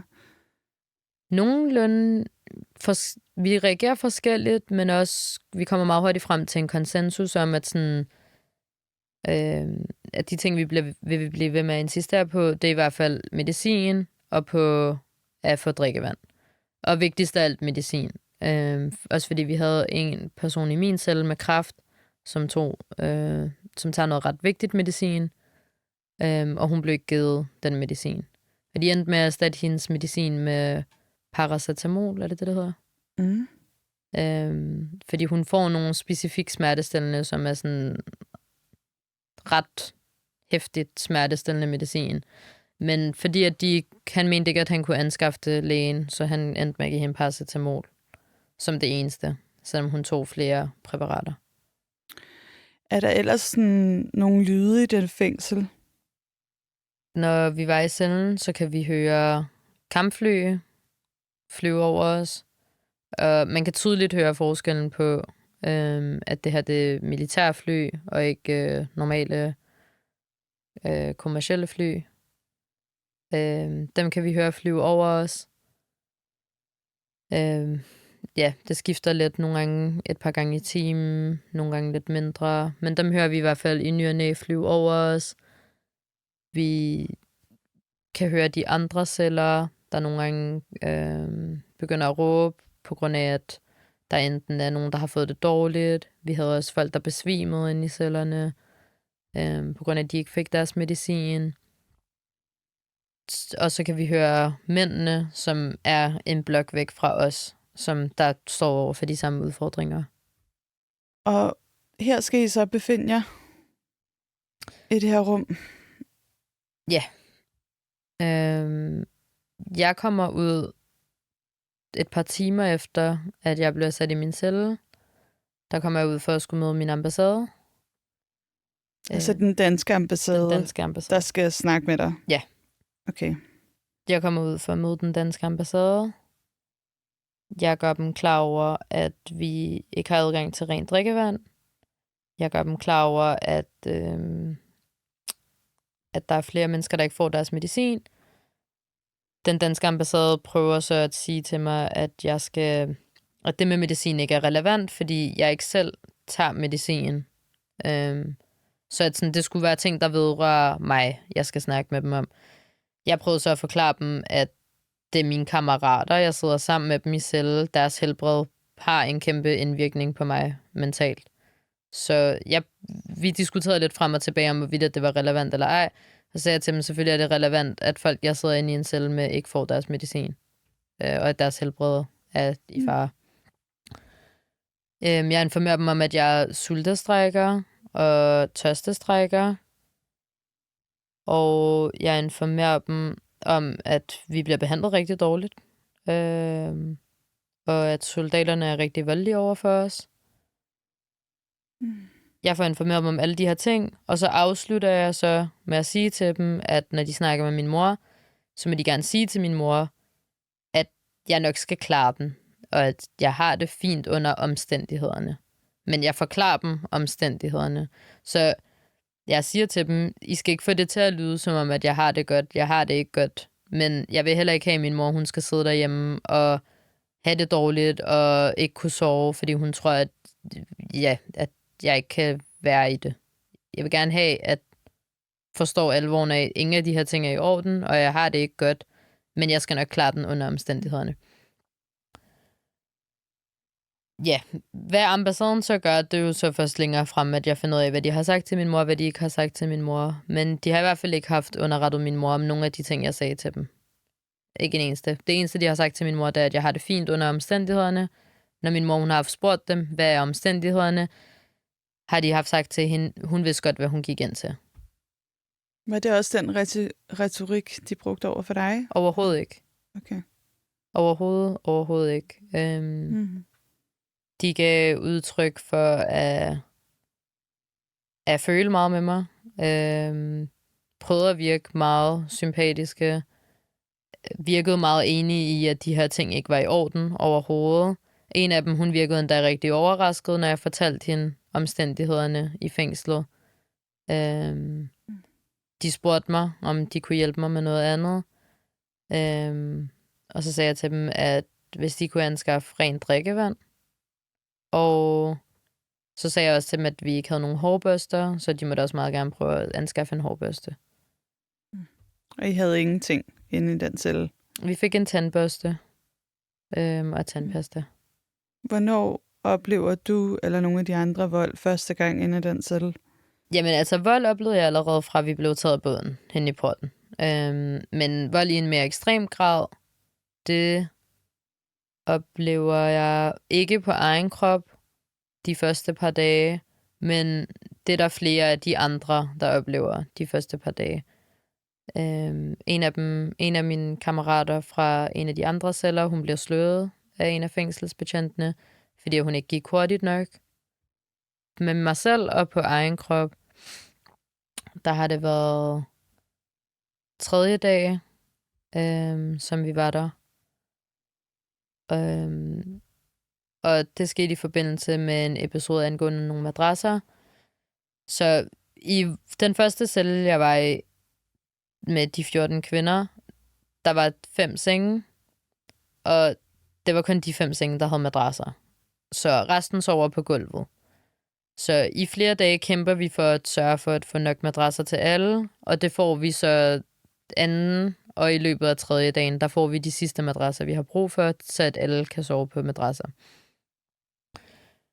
Så vil de rykke os fra vores celle hen til en anden celle. Og så spørger vi dem på forhånd, for nu har vi kæmpet i flere dage for at få de her madrasser, så folk ikke skal sove på det her kolde betongulv. Så spørger vi dem, er der madrasser i den nye celle? De siger til os, ja, det er der. Vi kommer frem til den nye celle, og der er ikke en eneste madras. Heller ikke på nogen af køjesengene. Så vi insisterer på, at vi vil gerne have madrasser, og at vi ikke har tænkt os at sove på gulvet. Det diskuterer vi lidt frem og tilbage med fængselsbetjentene, og til sidst så siger de, I kan bare selv gå hen og hente dem så. Så vi er 3 stykker, der går hen for at hente madrasser, og imens vi tager alle madrasserne hen til cellen, og imens vi er i gang med at tage madrasserne ind i cellen, så mangler vi måske 5 stykker, og så beder fængselsbetjenten os om at stoppe, og at nu kan vi gå ind i cellen. Vi skal ikke have flere madrasser. Så prøver jeg at forklare hende, at vi mangler bare at tage madrasserne ind i cellen. Altså vi er 2 sekunder fra at være færdige. Der mangler stadig, fordi vi havde taget præcis det antal madrasser, vi havde brug for til cellen. Så siger hun, nej, I skal bare gå ind nu. Så jeg vælger at sætte mig ned på jorden og sige, at jeg går ikke ind i min celle, før at alle får madrasser. Da jeg gerne vil protestere og gøre oprør, men ikke vil have, at det skulle blive til en voldelig situation, så jeg tænkte, jeg sætter mig ned fredeligt og nægter at gå ind, før at vi får vores madrasser. Og der er så en af mine kammerater fra min celle, som også var mine kammerater på båden. Hun sætter sig ned i solidaritet, og vil heller ikke gå ind, før alle madrasserne er kommet ind i cellen. Det eskalerer med det samme. De begynder at slå os, de begynder at hive i os, meget voldsomt, hiver os i håret, rigtig hårdt, og sparker til os. Der er måske 12 fængselsbetjente rundt omkring os. Kun omkring os 2. Og de har meget svært ved at få os ind i cellen. Og så en af dem, hun river min veninde virkelig, virkelig hårdt. Så min veninde forsøger at, rent instinktivt at bide ud efter hende. Hun får så ikke bidt hende. Men derfra så stopper det hele. Og vi bliver ført ind i cellen meget roligt, og madrasserne kommer også ind i cellen til os. Hvor mange madrasser har I med? Vi har 14 madrasser. Okay. Men de sidste, vi manglede, det var kun 5 stykker. Så nu har vi madrasser til stort set alle. Hvordan er det at komme ind i scenen igen, efter I lige har været udsat for, at 14 fængselsbetjente har banket jer og reddet jer i håret? Der har meget adrenalin. Jeg var rigtig bekymret for min kammerat, fordi hun havde briller på, imens alt det her skete. Så jeg var bare sådan... Jeg prøvede bare at sige til hende, hun skulle passe på. Og så spurgte jeg hende, hvordan hun havde det. Og ja, vi prøvede egentlig bare at spørge hinanden, hvordan vi havde det. Vores andre kammerater fra cellen var meget sådan, er I okay? Og så videre. Vi var bare lettet over, at vi fik madrasserne. Mest af alt. Havde du smerter nogle steder? I det øjeblik havde jeg stadig ikke nogen smerter. Min veninde, hun havde fået meget ondt i håret. Også fordi hun havde virkelig reddet hende hårdt. Men jeg tror på i det øjeblik, også fordi det eskalerede videre, før jeg tror, vi nåede at falde ned. Så vi begge havde stadig meget adrenalin fra episoden. Og før vi når at falde ned fra den situation, så kommer der en fængselsbetjent hen til vores celle og siger, at han skal have mig og hende den anden, at vi skal gå med ham nu. Og det siger vores kammerater i cellen, at det skal vi ikke, og at de frygter for vores sikkerhed, hvis vi går med dem nu. Især efter de havde set, hvordan vi lige var blevet behandlet med vidner, så ønsker de ikke, at vi skulle blive taget med væk fra dem. Så til at starte med, så nægter vores celle, at vi skal blive taget med, og fængselsbetjenten, han insisterer på, at vi bare skal gå med nu, og at det her det kommer til at eskalere rigtig voldsomt, hvis vi ikke vælger at gå med. Men kvinderne i vores celle, insisterer på, at vi skal blive her. Og at hvis vi skal gå med, så vil de gerne have, at 2 ekstra går med, så at vi er 4 i alt, der går med. Det siger han, det kan ikke lade sig gøre, og så går han så fra vores celle. Så kan vi se ud af cellen, at en masse... Det er svært at differentiere mellem, hvad der er fængselsbetjente og hvad der er soldater. Men de gør sig i hvert fald klar med maskering, henter hunden, gør sig klar med gas, tårgas, og med maskingevær. Og så kommer der omkring 15 stykker over til vores celle, og lyser ind igennem den, og beder os alle om at, eller beordrer os alle om at gå hen i hjørnet og sætte os ned på gulvet. Så vi går alle sammen, alle 14 kvinder hen i hjørnet, sætter os ned på gulvet. Og så kommer de ind, og så står de og sigter på os med maskingevær, der har de der laser, begynder at lyse os i øjnene. Altså som en slags trussel? Ja, jeg tror som en måde at køre psykisk på os. Det her, det ville de også gøre om natten, imens vi lå og sov. Så ville de bruge deres laser til at sidde og lege med os om natten. Altså så mens I sov, så kunne I vågne op til at få en laserstråle i sigtet mod jer? Ja, fordi vi havde riller på døren og på et vindue, så der kunne man se igennem. Så hvis der var udsyn til dig derfra, så kunne du godt vågne op, og så ville der bare være en, der sad og lavede med laser på dig. Men de kommer så ind og lyser på mig og siger, du skal med nu. For at hele situationen ikke skulle eskalere sig videre, også fordi jeg vidste godt, at de nok vil risikere at kaste med tårgas, hvis vi er 14 kvinder, der resisterer. Så jeg rejser mig op og går fremad mod dem, og så lyser de på min kammerat fra cellen og fra båden, og siger, du skal også med. Så putter de os i håndjern, og så begynder de at tage os mod en anden blok. Og imens vi går imod den her anden blok, og igen, jeg tror også, det der var rigtig skræmmende ved de her fængselsbetjente, sådan, de provokerer dig og forårsager dig skade for ingen grund.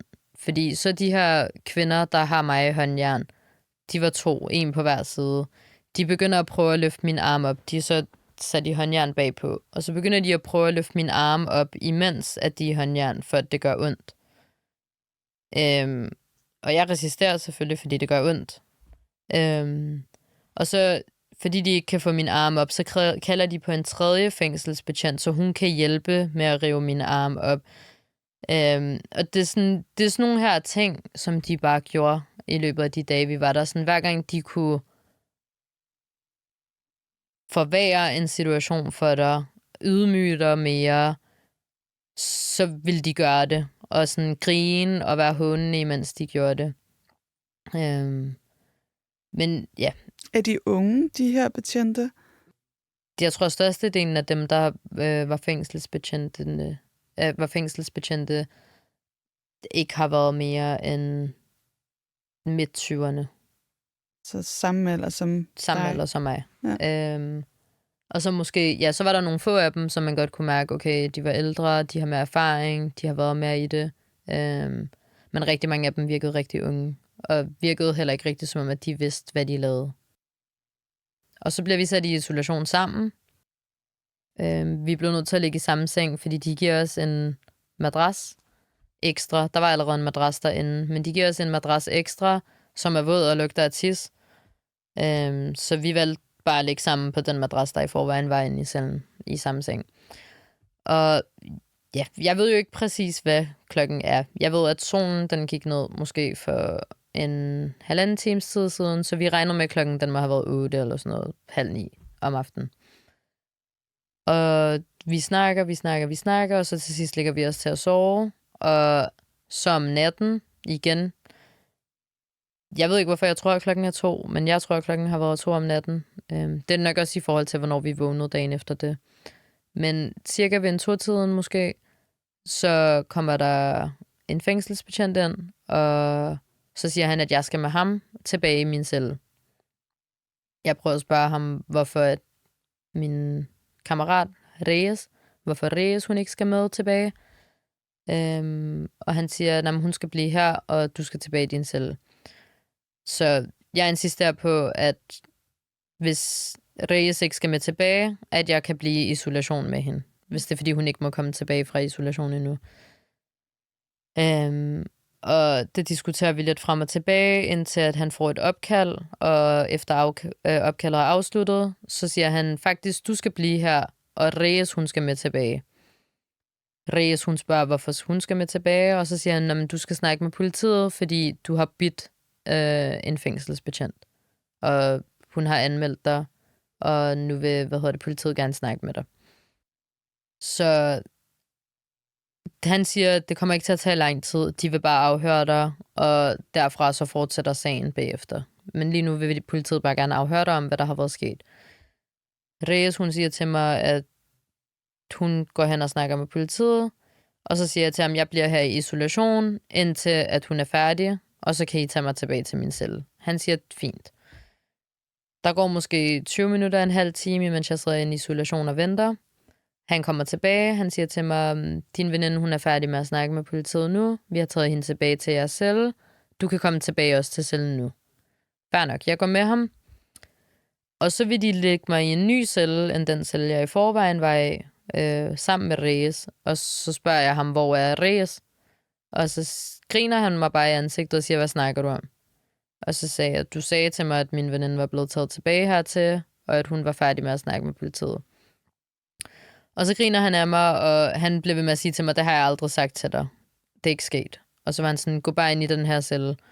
Og så var jeg sådan, det er ikke den celle, jeg kom fra, og jeg vil gerne vide, hvad I har gjort med min veninde.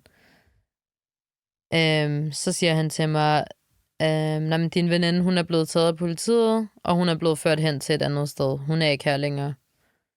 Og så nogle af de andre kvinder fra den nye celle, jeg er blevet taget til, de er fra den samme delegation som hende, fra den spanske delegation, så de begynder også at spørge ind til, hvor er det, hun er blevet taget hen, og hvornår kommer hun tilbage. Og han bliver så sur, og tager fat i mig her ved nakken, og smider mig ind i cellen og siger, jeres veninde kommer tilbage i morgen tidligt, nu gider jeg ikke at diskutere mere med jer. Han lukker cellen, slukker lyset og går. Morgen efter kommer de ind, Og det er så blevet dagen, hvor vi skal blive deporteret. De sidste er os fra Europa. Vi alle sammen spørger gentagne gange, hvor er Reyes? I sagde, hun vil være tilbage her om morgenen. Og de gad ikke at snakke med os mere om Reyes. De var sådan, det rager ikke jer, hvor hun er, og hvad der er sket med hende. Nu skal I bare ud, i hvert fald herfra. Og der er vi så 7-8 kvinder, der vælger at sætte os ned i protest i cellen, og prøver at sige til dem, at vi går ikke fra den her celle, før vi ved, hvor Reyes er, at hun er i sikkerhed, og hvorfor hun ikke bliver deporteret med de sidste fra Europa i dag. De gør sig klar endnu en gang, ligesom forrige aften. Henter hunden, henter maskinegevær, henter tåregas, masker, og den her gang er de endnu flere. Jeg tror, de er 15 stykker, der står klar på den måde, og så 10 fængselsbetjente. De begynder så at tage en ud efter en, og da det kommer til mig, og den anden sidste, der bliver taget ud, så kan de ikke få mine hænder i... så kan de ikke få de der straps på mig. Fordi jeg sidder sådan her, og så prøver de at få min arm ud. Det kan de ikke til at starte med. Nogle af kvinderne begynder at slå mig. En af kvinderne begynder at prøve at kille mig. Og sådan bliver vi ved i noget tid. Når de slår dig, hvordan slår de dig så? Sparker mig rundt omkring på kroppen. Og så er der en af dem, der prøver at nive fat rundt omkring på min krop. Og så er der en af dem, der prøver at kille mig, for at jeg giver slip på mine hænder. Til at starte med er det 2 stykker, så er det 3 stykker, og så til sidst er de 5 kvinder rundt om mig, der prøver at få de her straps om mig. Så til sidst, så er der en af dem, hun river fat i mit hår, og så begynder hun at hive mig hen ad gulvet. Og jeg har jo fat i mine hænder herunder, så jeg kan ikke rigtig gøre så meget. Men instinktivt, efter hun begynder at rive mig hen ad gulvet, så giver jeg slip for at få fat og få hendes hånd væk fra mit hoved. Og det er så der, de får mig i de her straps. Så ligger de mig i straps på benene, og de ligger mig i straps på hænderne. Og det er der, alle de mærker er fra? Det er der, hvor alle mærker, jeg har fået, kommer fra. Fordi så var de cirka 10 fængselsbetjente. Og så begyndte de alle sammen bare at slå løs på mig. Begyndte at sparke mig. Begyndte at tage mit hoved og føre det ned i gulvet. Lag knæ oven på mig. Og holdt mit hoved ned mod jorden. Min ribben, mine hofter, mine fødder. Og det eskalerede. Og det blev så voldsomt, at den sidste kammerat, jeg havde, som også var en af mine kammerater fra båden, hun prøver at blande sig, og begynder at gå frem mod mig og råber os til dem, at de skal stoppe. Og så kommer der en af mændene, som er maskeret og har maskinegevær, og så sætter han et maskinegevær til hendes hoved og siger til hende, sæt dig ned. Så fængselsbetjentene, de fortsætter med at slå på mig, prøver at vride min krop, så det gør ondt. Og til sidst bliver det så voldsomt, at der kommer en anden fængselsbetjent udefra ind, og så beder han dem om at stoppe og siger til dem, hun skal ud herfra nu, og I skal stoppe med at slå på hende. Jeg forstår ikke hebraisk, så jeg forstod ikke præcis, hvad han sagde, men efter han kom, han var meget sådan, han råbte af dem, så stoppede de med at slå mig, prøvede at bære mig ud af cellen, og så bar de os fra strepsene, i stedet for at bære vores kroppe. Og det er så der, hvor de her mærker mest af alt er kommet fra. Har du andre mærker på kroppen? Ja, jeg har rundt omkring blå mærker.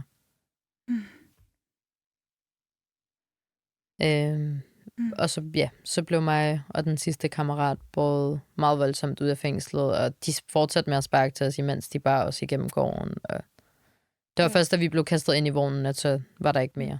Hvad gjorde mest ondt? At få banket hovedet ned i gulvet. Knæ til halsen. Og så var der en jeg ved ikke, hvad de lavede, men imens jeg lå nede på den her side og havde alle de her knæ mod mig, var der en, der prøvede at tage mit ben og sådan vride det. Og så, jeg tror ikke, at få redehåret var det, der gjorde mest ondt, men det var sådan nok det mest anstrengende. Ja. Hvad betød det for dig, at din veninde, hun råbte af dem, at de skulle stoppe? Det betyder meget for mig. Jeg tror, det er rigtig vigtigt at opretholde, at vi er fredelige aktivister, og vi er på en humanitær mission, og vi er her ikke for at skulle slås med folk, eller noget som helst voldeligt, men at vi kan resistere og protestere, når vores rettigheder bliver overskredet, og når vi bliver mishandlet. Hvad tænkte du, da de sigter på hende og siger, at hun skal sætte sig ned? Jeg tror, det er en af de få gange, hvor jeg var mest bange for, at der ville ske noget, fordi jeg vidste ikke til, hvilken grænse hun har tænkt sig at resistere. Hvad gør hun herfra? Fortsætter hun? Insisterer hun på, at de skal lade mig være? Hvordan reagerer de på det? Mener de så, at det er selvforsvar at gå hen og gøre skade på hende? Kan den her soldat finde på at skyde hende? Ja. Så det må være en af de få gange, hvor jeg var mest bekymret for, at det her det kan eskalere til noget, jeg ikke har forberedt mig på. Noget af det, som Greta Thunberg sagde, det var, at de troede, jeg med at gasse jer. Ja. Er det også noget, du har oplevet? Ja. Jamen, den aften, hvor jeg blev taget til isolation, jeg går ud fra, det den aften, hun refererer til. Greta Thunberg var i den celle den aften, hvor vi blev troet med gas. For at få mig og Reyes til isolation. Altså, hvornår slutter det? Hvornår er I ligesom frie igen? Derefter så bliver vi så sat i den der bus. Så kører vi igen, jeg ved ikke hvor mange timer. Vi stopper rigtig mange gange og står stille i mange timer også. 5 timer efter at blive sat i bussen, er der, hvor vi er i lufthavnen. Og vi bliver sendt med et græsk fly mod Athen. Derfra, der er vi jo så ikke længere, allerede fra vi er i lufthavnen, ikke længere i varetægt af soldater eller fængselsbetjente. Men så du har ikke nogen penge? Nej. Du har ikke drukket eller spist i alle de her dage? Altså, hvordan har du det sådan rent fysisk? Så dagen før jeg blev deporteret, det blev et meget stort tema, fordi det var meget få mennesker, der tørstestrækkede, fordi det kan være rigtig farligt. Så dagen før vi blev deporteret, der snakkede jeg med kvinderne i min celle, og de insisterede på, at jeg skulle drikke lidt vand. Så jeg havde fået lidt vand dagen før. Men da vi så kommer på flyet, er jo så første gang, at vi kan drikke og spise. Det med os, der havde valgt at sultestrække. Og jeg tror mest af alt, det var tørsten, der var hård. Man kunne godt mærke, at man var svimmel, når man rejste sig op. Det var lidt sort alt sammen. Så oven i købet med slagene, isolation. Jeg fik personligt ikke selv lov. Fra første gang, jeg så min ambassade, til anden gang, jeg så min ambassade, der fik jeg ikke lov til at gå ud af min celle. Så jeg havde været i min celle i næsten 48 timer. Så ja, det var meget forfriskende at kunne komme ud og bare drikke vand. Hvordan var det at flyve væk fra Israel? Virkelig rart. Jeg kan huske stewardesserne, vi blev rigtig tætte med dem på de her 2 timer, eller hvor lang tid det var. Og det var mærkeligt, fordi bare det, at nogen spurgte dig om noget, var sådan... Alt, hvad de gjorde, virkede bare som den største, hvad kalder man det? Det største tegn på kærlighed, sådan alt. Så vi var rigtig taknemmelige over for dem. Hvordan var det at sidde der i det her berygtede torturfængsel og vide, at lige derovre, der bliver kvinder og mænd og børn bombet? Ja, forfærdeligt. Forfærdeligt at vide, at jeg kan gøre ingenting ved det.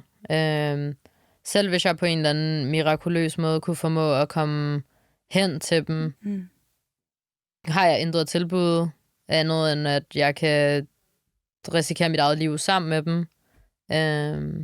Men jeg har ikke noget tilbud. Jeg kan ikke tilbyde dem sikkerhed. Jeg kan ikke tilbyde dem nogen form for hjælp, der gør en forskel. Og så lander du i Grækenland uden nogen penge. Noget, altså, hvad gør du så? Jamen, der står nogen med en seddel med mit navn på, da vi kommer ud af bussen fra flyet. Og så går jeg hen til dem. Og de siger til mig, at de er fra den danske ambassade. Og at de kan tilbyde mig et opkald hjem. Og så spørger jeg dem om, hvorledes med at komme hjem herfra, og hvad jeg skal gøre. Og de siger så til mig, at de kan ikke tilbyde mig nogen økonomisk støtte, eller noget arrangering af at komme hjem med et fly, men at de kan låne mig en telefon, og så kan jeg ringe hjem til enten min mor, eller til nogle andre, som kan bestille en billet hjem til mig fra Athen. Og hvem ringer du så til? Jeg ringer til min mor, for at informere hende om det, og for at informere hende om, at jeg ikke kommer hjem til Danmark, fordi vi har Reyes, som der ikke blev deporteret sammen med os, som er tilbageholdt, og vi har ingen idé om lige nu. Eller på daværende tidspunkt har vi ingen idé om, hvad der skal ske med hende, og hvad der ikke skal ske med hende. Og hvad sker der, da du ankommer så til Spanien? Jamen, jeg nåede at lave 2 opkald, mens jeg var sammen med ambassaden. Det ene var til min mor, og den anden, det var til hende, jeg har været allertættest med igennem missionen. Vi var på samme båd. Så jeg ringede til hende for at høre hende, hvordan hun havde det. Hun var blevet deporteret 1 dag før mig. Og hun skulle så på hospitalet, fordi der havde haft meget store konsekvenser for hendes helbred ikke at tage sin medicin. Og hun bor i Spanien, i Valencia. Og ja, hvor vi har været i fuld gang med at lave interviews og snakke med pressen, og har fulgt med på Reyes sag, fordi hendes sag, den endte som at blive meget stor, og de prøvede at idømme hende fængsel 5 år for den episode med madrasserne. Ja, hun blev anklaget for at bide. Hun nægtede, at hun havde bidt, men at hun havde forsøgt at bide ud. De skulle bruge vidne, hvilket var mig.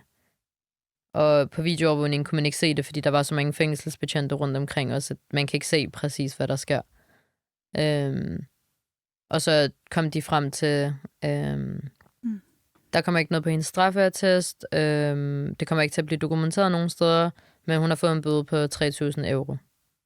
Ja. Så det foregik alt sammen, mens du var i Spanien? Ja.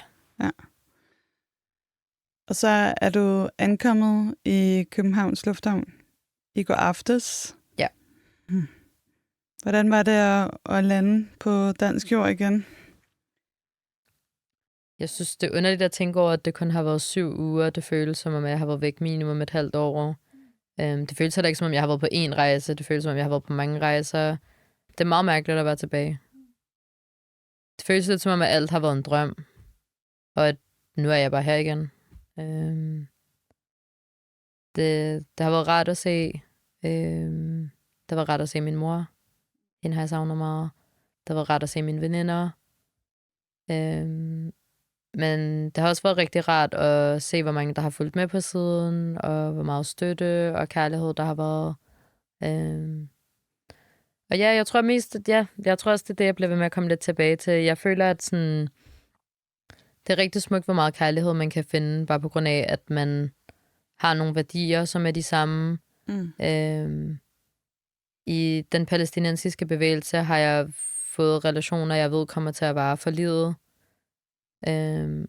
Hvor, ja, det kan godt være, at der er mange andre ting, vi ikke har til fælles, og havde det måske ikke været på grund af sådan, vores moralske og etiske principper, havde vi nok ikke fundet hinanden. Men lige præcis på grund af det, kan finde så meget fællesskab med hinanden. Så. Er der noget, der har skuffet dig? Skuffet. Jeg er ikke skuffet over den danske regering, eller medierne for den sags skyld, fordi det er bare ikke overraskende. Det er ikke overraskende adfærd fra deres side af. Det er som sagt de samme mennesker, der medvirker til et folkemord, både direkte og indirekte.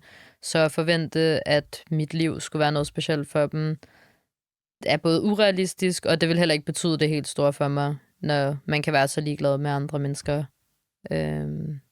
og være så ligeglad med uskyldige menneskers liv. Jeg synes jo også, at det har været sindssygt at vidne store mediebosser i Danmark, altså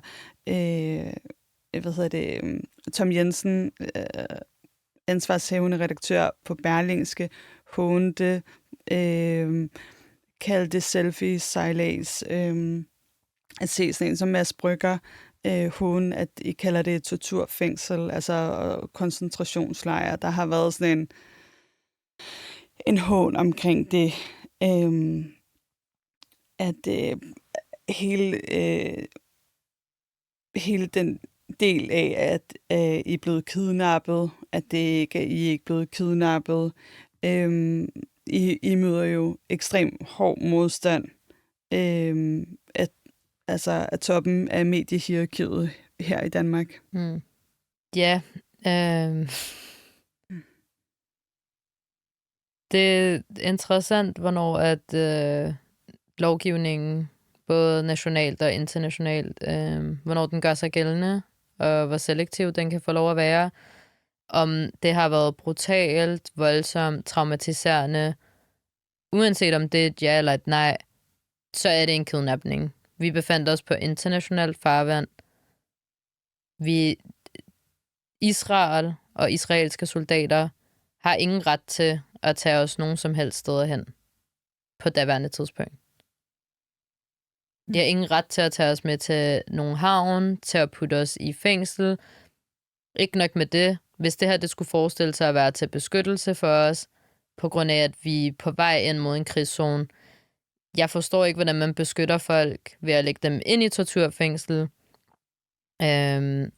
ved at håne dem, ved at ydmyge dem, ved at være voldelige over for os, om det er verbalt eller om det er fysisk, ved at nægte os adgang til vigtig medicin, som kan have virkelig store konsekvenser for folks helbred, ved at ikke at lade os sove, vække os hver time for at tælle os, sidde og sigte på os, imens vi ligger og sover, tro os med gas, tro os med hunden. Hele den her propaganda om, at det her det skulle forestille sig at være til vores beskyttelse. Om der er folk, der er kommet hjem upåvirket, utraumatiseret, mere motiveret til at fortsætte i kampen, mere, virker mere afklaret, mere fattet. Det gør det på ingen tænkelig måde okay. Jeg tror også, det er ikke, fordi jeg selv oplever at være kommet hjem super traumatiseret fra den her oplevelse, men det skal slet ikke være ens betydning med, at jeg på nogen som helst måde synes, det er acceptabelt. Jeg synes, det er uacceptabelt på alle tænkelige måder. Jeg ønsker det ikke for nogen andre, og jeg vil aldrig dømme nogen for at reagere voldsomt på det her, fordi det er en voldsom oplevelse, og det er ikke noget, man burde blive udsat for. Og uanset om der er folk i verden, der bliver udsat for værre ting, det gør ikke det her mindre forkert. Så en ting er, at jeg med mig selv kan perspektivere og sige til mig selv, der sker værre ting i verden, og jeg vil fortsat gerne være i den kamp og risikere at blive udsat for de her ting. Det gør det overhovedet ikke okay på et,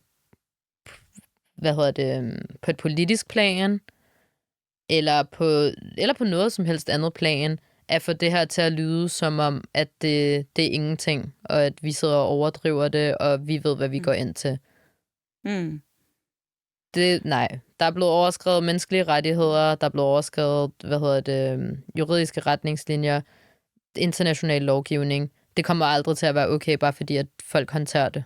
Fint nok. Mm. Du tog direkte på skadestuen fra lufthavnen i går. Ja. Hvad var ligesom resultatet af den undersøgelse? Jamen, de fik noteret ned alle de mærker, jeg har rundt omkring, og hvor de er. Fik vurderet, at jeg ikke behøver at tage til en scanning. Det er, fordi jeg har haft meget slem hovedpine siden den dag, jeg blev overfaldet i fængslet.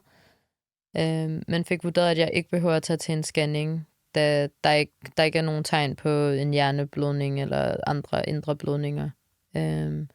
Men vi fik noteret noget, at jeg har en meget slem hjernerystelse, og at jeg skal være opmærksom på, om symptomerne aftager eller forværrer sig. Og herfra, hvad vil du så gøre med alt det, du har oplevet, og I har oplevet?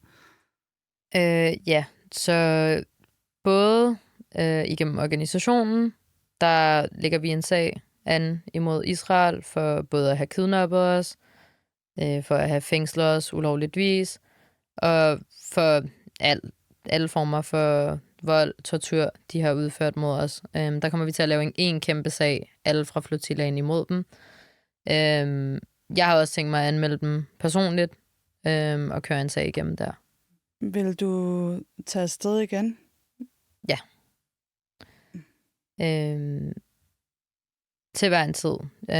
Som sagt, jeg tror, de fleste af os allerede, da vi landede, vi vidste, at hvis der var både klar, havde vi taget afsted igen. Jeg tror på, at de her initiativer kan gøre en forskel, hvis vi er nok mennesker. Det i sig selv, at 20.000 mennesker har ansøgt om at komme med. Hvis 20.000 mennesker havde været afsted på både til Israel, og at det derfra bare vokser og vokser og vokser. Jeg tror på, at styrken og magten ligger hos folket og i mangfoldighed. Og når vi er klar til at bevæge os kollektivt, så tror jeg også, at det er der, vi kan gøre en forskel. Så jeg vil helt klart fortsætte med at deltage i sådan nogle her missioner og aktioner.